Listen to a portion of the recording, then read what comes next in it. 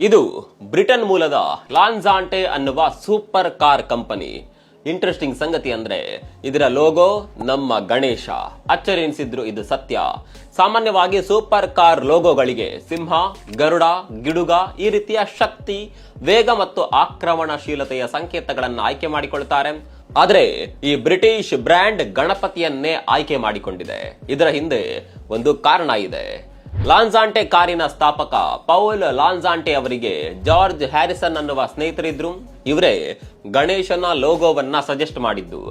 ಅಂದಹಾಗೆ George Harrison ಭಾರತೀಯ ಆಧ್ಯಾತ್ಮಿಕತೆಯೊಂದಿಗೆ ಗಾಢವಾಗಿ ಸಂಪರ್ಕ ಹೊಂದಿದ್ದವರು.